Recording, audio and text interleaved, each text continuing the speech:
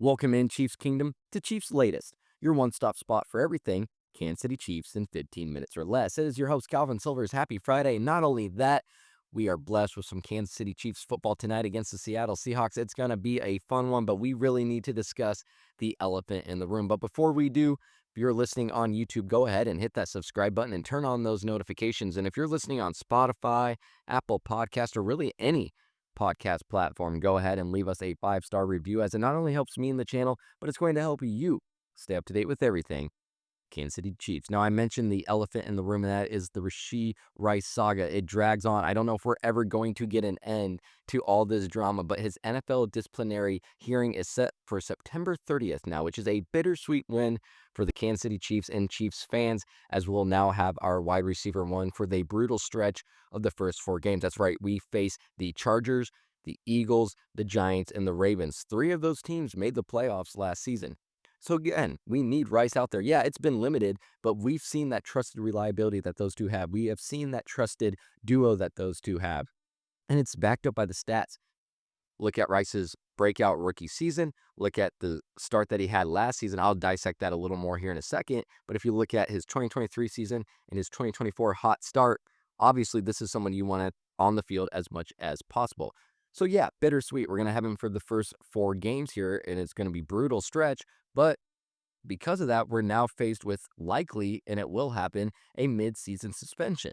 Now, we don't know how long that suspension is yet, but it will happen. And again, if you start the season 4-0 or even 3-1, you're going to have a lot of momentum. You're going to be feeling good. So to have your wide receiver one just taken from you after that would hurt. So best case scenario is that the ban is 3 to 4 games. The worst case scenario is that it's an 8-game absence. Now, the Chiefs expect anywhere from 4 to 6, according to some reports. But again, the uncertainty is a headache not only for Andy Reid's game plan, but for all you fantasy football players out there.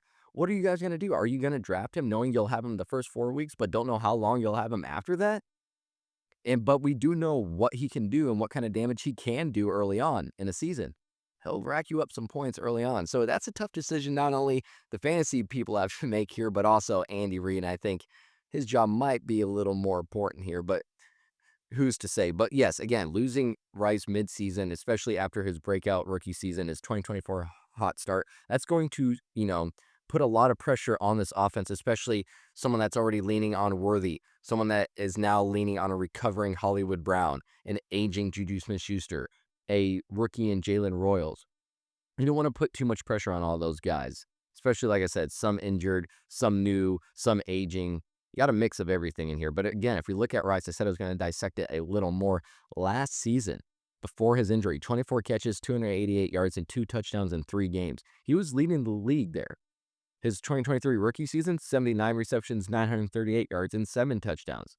So yeah, you want him out there. He'd be a blessing against these early tough defenses. But again, I think a 4 to 6 game suspension is going to force Mahomes to lean on the likes of an aging Kelsey as well. Again, a recovering Hollywood Brown, a rookie in Jalen Royals. And that would suck to have to now turn to that after you had Rice at your disposal early, especially if you built that connection and you're going to him early. Then now it's like, okay, you have to go to someone else more. So it's going to cause a lot more headaches than it might do good, honestly. And that kind of scares me. But again, yes, September 30th hearing has them locked down for the Chiefs' tough opening stretch, but a potential 4 to 6 games. That's what the Chiefs are expecting, especially midseason. That's threatening. And that's threatening an offense that, again, needs Rice to open up the game. They need him, and he has that proven chemistry with Mahomes. So the sooner that we can get him out there, the better. But I'm talking about all this, but what does this truly mean for the Chiefs in the wide receiver room?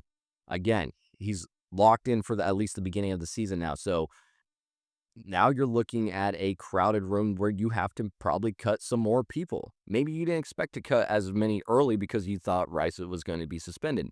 That's not the case now. So Andy Reid's aiming for 6 or 7 receivers. Again, Brown, Worthy, Smith-Schuster, Royals. Those are locked. So you have Remigio, Thornton, and Sky Moore that are scraping for the final 1 to 2 spots.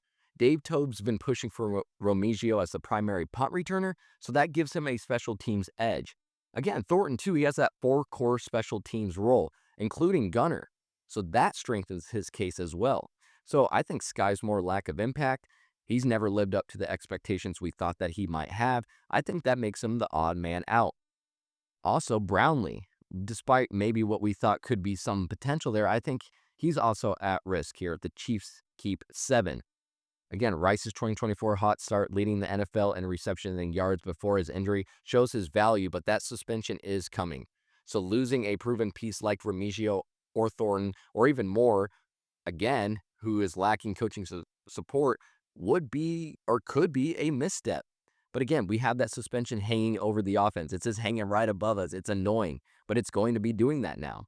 But if you're looking at the special team factors, it really comes down to it. Remigio's liability, Thornton's versatility. Again, I think those on special teams tips them over the edge over Moore. And I talked about this the other day. I think Sky Moore needs to be cut. I think he's the odd man out in this situation. I think you try to give Thornton a chance. And again, Remigio's proven himself, especially with those returns.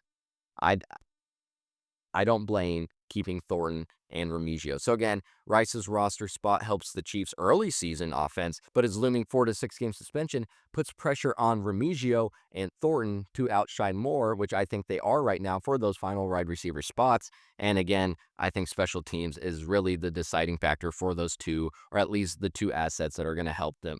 Well, with training camp wrapped up and we are on the second preseason game of 3, there were some takeaways that I wanted to talk about here from training camp. Again, I wish the offense and the run game would have ended on a higher note. I don't think this run game took a step forward in the offseason, and we might have to rely on someone like Rashard Smith and his hybrid skills. We got to hope that Pacheco doesn't get injured and can play a whole season, or at least a majority of a season. That would be nice. Also, too, it really comes down to Matt Nagy's willingness to push the ball deep. That's what they want to do. That's what they've been doing in training camp, but that really is going to come down to who's on the field. Again, I've been talking all episode about Rice's suspension looming.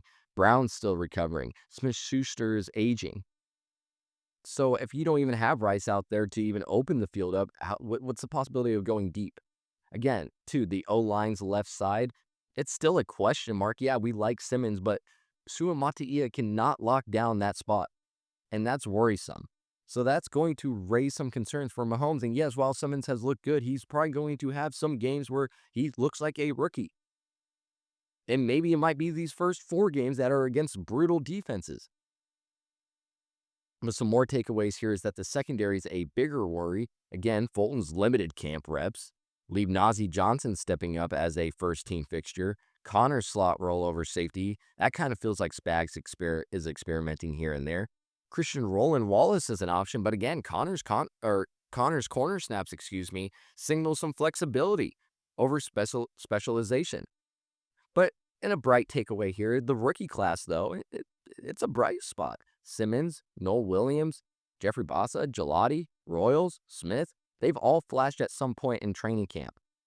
Again, that could potentially soften Rice's absence, especially on the offensive side, if some of these rookies can step up. Simmons has that O-line grit. Williams has that physicality. We got the coverage smarts on the linebackers. Gelati's improving his speed and his power. Royals has that receiving upside. Smith has that route running spark. That gives this, class immediate and future value. So I like that. So again, camp exposed a stagnant run game, O-line concerns, secondary questions, again, with Fulton's health, Connor's role. It kind of, Spags is just moving pieces here and there. But again, this rookie class, I think this is going to keep the Chiefs dynamic. I think it's going to keep them fun and youthful. It's always good to have a dynamic, youthful spirit within a locker room, especially when you're going for a Super Bowl run once again. Well, as I mentioned, tonight's preseason game against the Seahawks is going to be a youth showcase. Andy Reid is leaning toward, sitting stars like Mahomes, Kelsey, Jones, basically all the starters except for the O-line. They will supposedly still get some reps. But again, Reid said on Wednesday that I'm still kind of figuring out who's going to play, not play, that whole deal. So that signals a shift from his norm of giving starters a full quarter in the second preseason game. He's just going to sit him this time. Of course, we know this as well because Minshew received the quarterback one in practice on Wednesday, not because Mahomes is hurt, but because he is going to get the start tonight. So the Chiefs are prioritizing reps for rookies, bubble players over veterans. And it's good because you're going against a Seahawks team that is going to roll out Darnold, Cooper Kupp. They're going to roll out starters tonight. So you're going to see them against some good talent.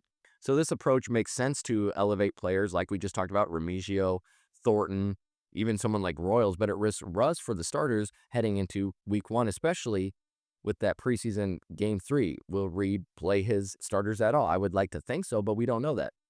And not only that, sitting Mahomes and company opens the door for Minshew. Now, God forbid something bad happened to Mahomes in the season, but it's good to give Minshew some reps right now, too, and just go against a starting defense.